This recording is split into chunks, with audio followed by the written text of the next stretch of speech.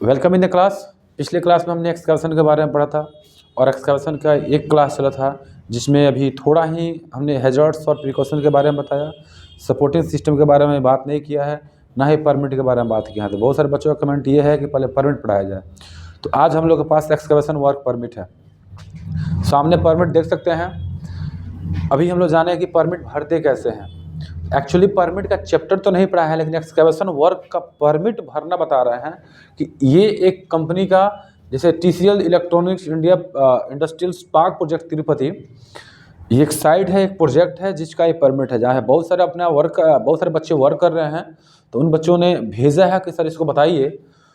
तो देखिएगा, ये है excavation work permit. Excavation permit के नाम से है। भरते कैसे हैं, जितना इसमें लिखा है उसका मतलब क्या होता है, एक एक करके मैं समझाऊंगा। कोशिश करिएगा, कोई क्वेश्चन होगा तो आप लोग बोल सकते हैं, बता सकते हैं। सबसे पहला फेज दिया हुआ है इंफॉर्मेशन, सेकंड में दिया है रिस्पॉन्सिबल पर्सन कॉन्टैक्ट, और तीसरे में दिया है प्रॉमिस डिटेल।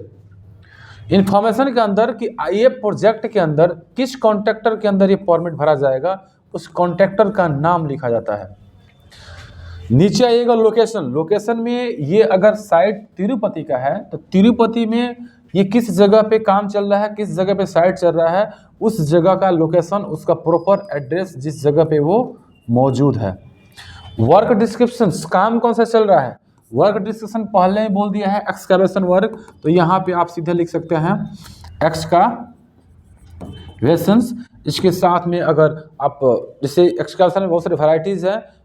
एक्सकैवेशन के अंदर बहुत सारे कैटेगरी होते हैं, एक्सकैवेशन के टाइप्स भी होते हैं। ट्रेंच वगैरह हो गया, स्वेज सिस्टम हो गया, या ड्रेनेज हो गया, या स्ट्रक्चरल एक्सकैवेशन हो गया। तो ये वर्क डिस्क्रिप्शन में आप दे सकते हैं। इक्विपमेंट यूज कौन कौन सा कर रहे हैं। इक्विपमेंट यूज का मतलब कि अगर आप एक्सकैवेशन परमिट यूज कर रहे हैं तो एक्सकैवेशन वर्क कर रहे होंगे। एक्सकैवेशन वर्क अगर कर रहे हैं तो उसके लिए इक्विपमेंट कौन कौन सा यूज कर रहे हैं। क्या उस मिट्टी को काटने के लिए आप एक्सकावेटर का यूज कर रहे हैं। अगर आप एक्सकावेटर यूज कर रहे हैं तो एक्सकावेटर लिखना है कि हाँ, हमें इस इक्विपमेंट की आवश्यकता है। इसके बाद अदर भी इक्विपमेंट अगर यूज कर रहे हैं तो उसको भी लिख देना है। दूसरे फेज में आते हैं कि ये सब कराने वाले कौन जिम्मेदार व्यक्ति हैं। तो रिस्पॉन्सिबल पर्सन कॉन्टैक्ट कौन करा सकता है, किससे परमिशन लेना पड़ेगा। तो CCTV ये है क्लाइंट और इसका हो गया कॉन्ट्रैक्टर। तो CCTV क्लाइंट के अंदर जो इंजीनियर नेम है और उसका नंबर, उसका नाम लिखना है और नंबर। इंजीनियर, अब एक हो गया क्लाइंट का और एक हो गया कॉन्ट्रैक्टर बेस्ड। तो कॉन्ट्रैक्टर बेस्ड जो इंजीनियर होगा उसका नाम हमें लिखना होगा। परमिट नंबर वहाँ से लेके भर सकते हैं साइड से, और डेट, किस डेट को आप कर रहे हैं। जैसे डेट मान लें 10, अगर 10/1/2025 अगर डेट भर दीजिए। टाइम को कितने बजे आपने मेंटेन किया, AM है। आवर्स कितने घंटे का शिफ्ट है, 8 घंटे, 12 घंटे, 10 घंटे, कितने घंटे आप वहाँ पे लागू करना चाहते हैं। अब आता है कि अगर आप काम चला रहे हैं तो जो आप काम करिएगा, एक्सकैवेशन परमिट आप भर रहे हैं, तो काम एक्सकैवेशन के दौरान कौन सा खतरा मिल सकता है, ये वो हैजर्ड है और सामने प्रिकॉशन बगल में दिया हुआ है। तो एक एक करके दिखेंगे। इससे एक और भी आपको फ़ायदा होगा कि अगर आप जानना चाहते हैं कि एक्सकैवेशन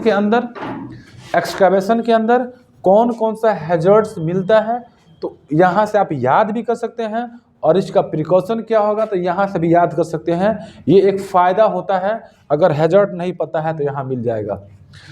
अनसेफ एक्सेस का मतलब क्या होता है। ये एक्सकैवेशन एरिया है। हमने मिट्टी काटा, हमने घरा बनाया, और इसमें हमें जाने का रास्ता, हमें जाने का जगह चाहिए। तो जाने का कोई ना कोई माध्यम होगा ना, इस चीज़ को बोलते हैं एक्सेस। तो बोलते हैं अनसेफ एक्सेस। तो जहाँ भी एक्सकैवेशन करते हैं, गड्ढा बनाते हैं, अमूमन उस जगह में जाने में दिक्कत होती है। तो जाहिर सी बात है कि अनसेफ एक्सेस आएगा। तो आप यहाँ पर लिखा है फिल यस और नो इन द बॉक्स। पढ़िए और पढ़ के समझिए, समझ के बताइए कि वो चीज़ मिलेगा कि नहीं मिलेगा। जहाँ मिलेगा वहाँ पे यस कर देना है, जहाँ नहीं मिल सकता है वहाँ पे नो कर देना है। लैक ऑफ साइनेज सिस्टम या बैरियर। साइन का मतलब होता है, जगह जगह आपने देखा, जैसे लिखा हमने एक्सकैवेशन वर्क इज प्रोग्रेसिंग, खुदाई का काम प्रगति पे है, ये बोर्ड पर लगा दिया गया है, ये एक साइनेज सिस्टम है। और जिस जगह पे एक्सकावेशन हो रहा है उस एरिया को घेर दिया जाता है, जिसको हमने बोला बैरिकेड कर देना। तो यहाँ पे बैरिकेड करने के बहुत सारे ऑप्शन होते हैं। आप यहाँ पे ट्यूब से बैरिकेड कर सकते हैं, एस्बेस्टस से बैरिकेड कर सकते हैं, आप टैपिंग करके बैरिकेड कर सकते हैं, टैप के माध्यम से। तो lack of sign and barrier, क्या वो बैरिकेड हुआ था या नहीं हुआ था या नहीं करना है। तो बैरियर की कमी और साइन की कमी दिखे तो आपको यहाँ पे यस करना है, नहीं दिखे तो आपको यहाँ पे नो कर देना है। सबसे इंपॉर्टेंट हैजर्ड्स अगर आता है एक्सकैवेशन के अंदर तो वो होता है केबिन, जिसको दूसरी भाषा में लिखा गया है यहां से ये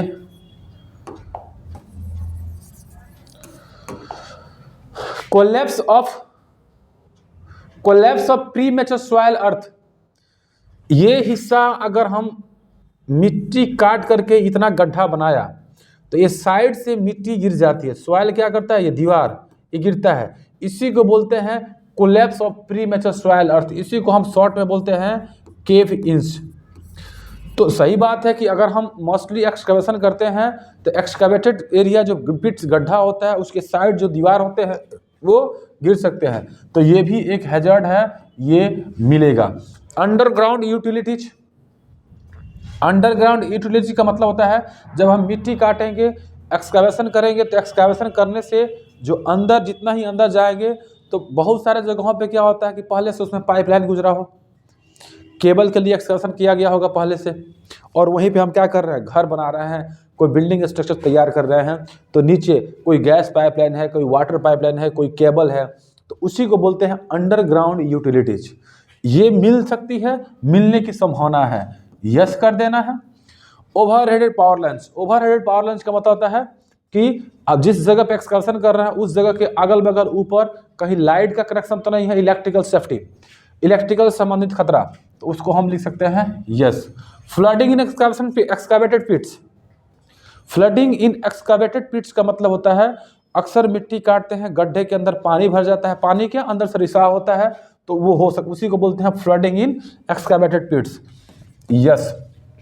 moving rotary machines edge parts, rotatory machine घूमने वाला, मतलब कि एक्सकावेशन मशीन चल रहा है, सही जाहिर सी बात है, एक्सकावेटर चल रहा है, एक्सकावेशन करने वाला मशीन जो है एक्सकावेटर है चल रहा है, वहाँ पे बार बार घूमेगा, तो मूविंग भी होता है घूमना, मशीन तो मिलेगा ही। क्या क्या मिल सकता है उसको, मिट्टी को काटने के लिए वो मशीन मिल सकता है, एक्सकावेटर हो गया।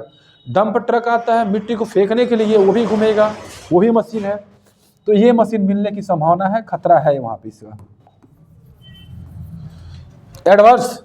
एडवर्स वेदर कंडीशन कहता है, एडवर्स वेदर कंडीशन, एडवर्स का मतलब होता है कि हम मौसम के अकॉर्डिंग, गर्मी का मौसम है, बरसात का मौसम है, ठंडा का मौसम है, अगर इनकेस हम वहाँ पे एक्सकर्शन कर रहे हैं, एक्सकर्शन करने के दौरान अगर बारिश आ जाए उसी को बोलेंगे adverse weather condition.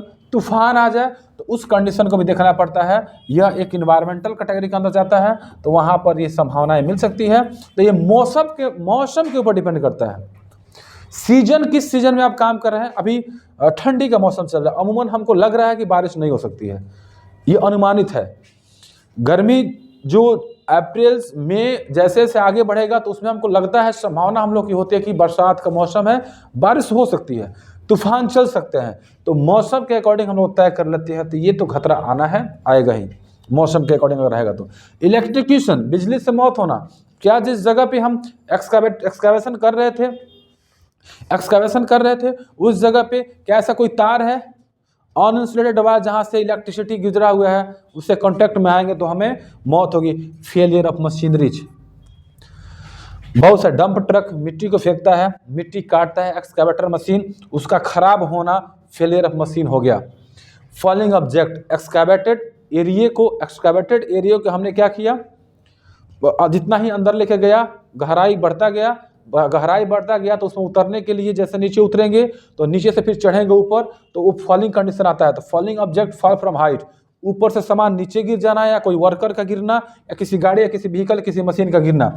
Lack of illumination या कम्युनिकेशन, जितना ही गहराई के अंदर जाएंगे रोशनी की कमी इल्यूमिनेशन, हाँ, रोशनी की कमी होती चल जाती है। एक और होता है लैक ऑफ वेंटिलेशन, जितना ही गहराई में जाएंगे उतना ही इल्यूमिनेशन कम होता चला जाता है, और वेंटिलेशन का भी कम होना शुरू होता है। और जितना ही गहराई में जाएगा बातचीत करने का साधन जो कम्युनिकेशन मेथड है वो उसका जो कनेक्शन है टूटता हुआ चला जाता है, तो ये भी एक खतरा है। तो ये लाइन है हैजर्ड्स का, और ये हैजर्ड्स में ट्रिक करना है पढ़ करके समझ करके कि जिस साइड पे आप एक्सकवेशन करवा रहे हैं उस पे इस साइड पे वो खतरा मिलेगा कि नहीं मिलेगा। और ये है इसका प्रिकॉशन कि जो आपने एक्सकवेशन जो हैजर्ड्स जो बीमारी इसमें मिल रही है, जो हैजर्ड मिल रहा है, इसको कैसे दूर कर सकते हैं, तो ये पढ़ना है, आप पढ़ के इसमें भी टिक आउट करना है। लेकिन फिलहाल नेक्स्ट क्लास में इसके बारे में बताएंगे। परमिट खत्म नहीं हुआ, इसके लिए ये आज का क्लास में इतना ही। कल की क्लास में समझाएंगे कि हम प्रिकॉशन कैसे कौन कौन सा टिक आउट करेंगे और प्रिकॉशन का मतलब इसका क्या होता है। Wish you all the best, thank you so much.